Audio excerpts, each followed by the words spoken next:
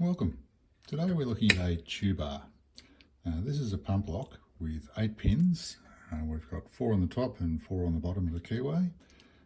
As you can see, the depth cuts on the key there. You can only see 3 cuts because the 4th cut is actually all the way down.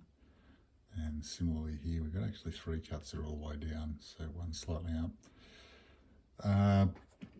What can I tell you about the Tubar? It's made for petrol pumps. If I show you the body of the lock itself, these aren't actually guttable.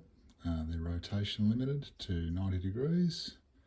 So if I were to pop the key in, show you the rotation limiter, it limits me to that 90 degrees rotation.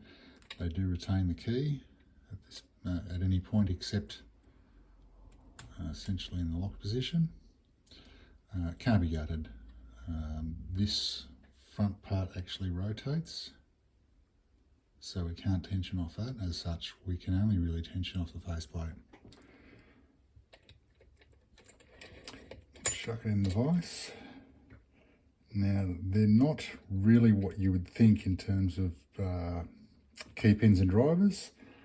These have 2 independent sidebars, and I do have one, even though this one's not guttable. I've got one that's been chopped open, so I'll show you how they work shortly. We're going to use the top of the keyway wrench in the side of the keyway, and quite heavy tension. I'm not going to start too heavy at first until I get a couple of pins set, and then we'll crank the tension right up. So I'm going to start on the top. Far left is springy. Click out at 2, but it's solid, which tells me it's in a false gate. Another click, and now we've got some jiggle on it. So that's likely the true gate. Number 3 is binding. And that's in its true gate. Go back to number 1. Put that down. Now, I'm just going to go through and check these 3 pins over and over because it won't really drop the sidebar straight in. They sort of need a little bit of ping-ponging. I'm just going to really check these ones thoroughly.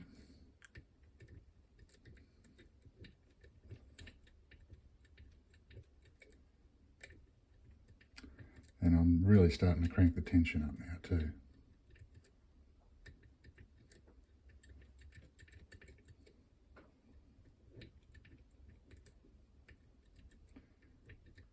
Okay, let's try number 4. That's completely springy. Let's go down the bottom. Far right. Again springy. Binding. That's springy. Got a click, but it's still stiff.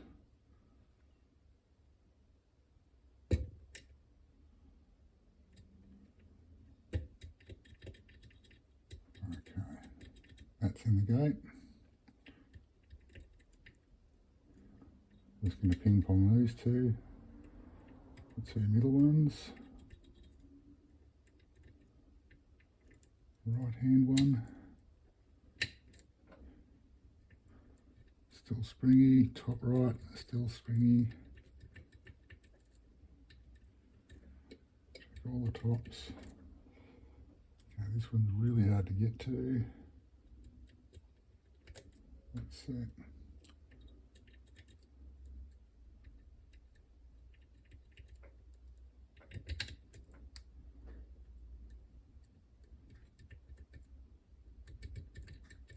Right, I really gorilla the tension up now.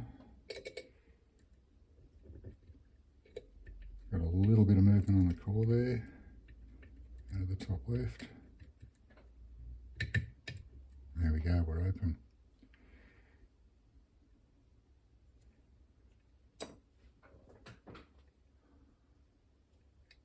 Because this is turning, it's really hard to perceive that that's open actually. So that's the top of the lock.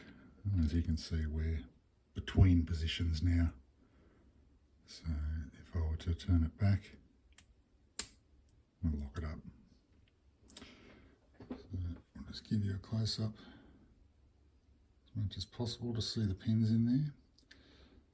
So as you saw, this lock's not guttable, so that's the Tubar picked with the key. What I'll do is now pin you down and we'll show you this other one.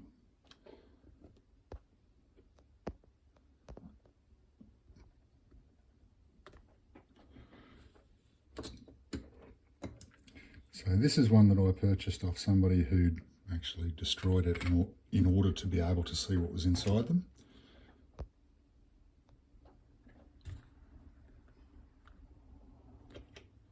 So that's what's actually inside the lock body. On top of that, there will be this part. Now this has two little sprung pins inside it.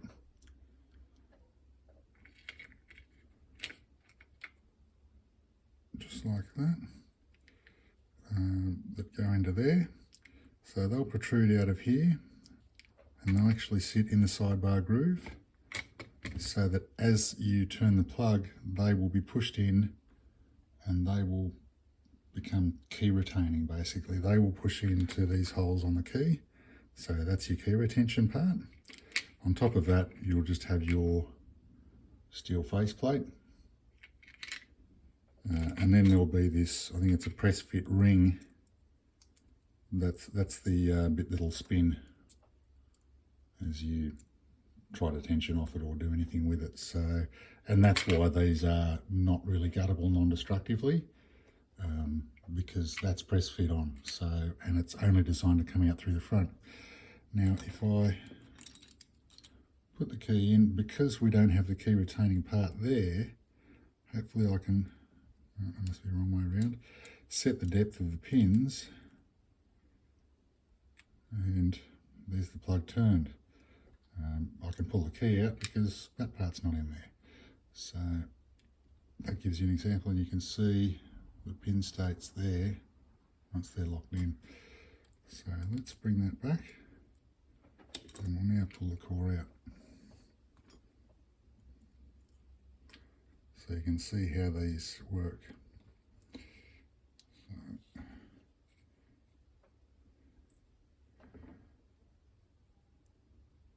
firstly, I'm sure you can see those sidebar grooves in the core. So the core is a cylinder with the grooves cut into it. And then we have these sidebars that protrude out of the core when the pins aren't set and nest in those grooves, and they prevent the plug from turning.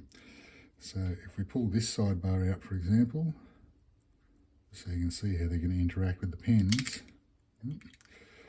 There's the second part of the sidebar is this. So that runs, the bottom of that runs across all 4 pins, and the top part of it keeps this sidebar raised. So only when this can drop in there can this part drop into here, clear these grooves and allow the lock to turn. This will make a little bit more sense once we see pins. And so you can see it grew through there, and all the bottom pins want to come out first.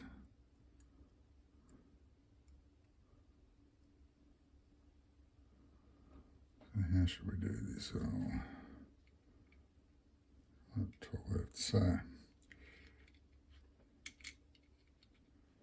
the pins. You can see I've got a quite deep true gate and then 2 false gates there. The little thing on the end is for the spring to go around, so it's like a guide rod for the spring. So once the sidebar half moon is aligned with the true gate there, it can drop into the true gate. If it aligns with the false gate, it can partially drop in, it'll stick there. So there's that one.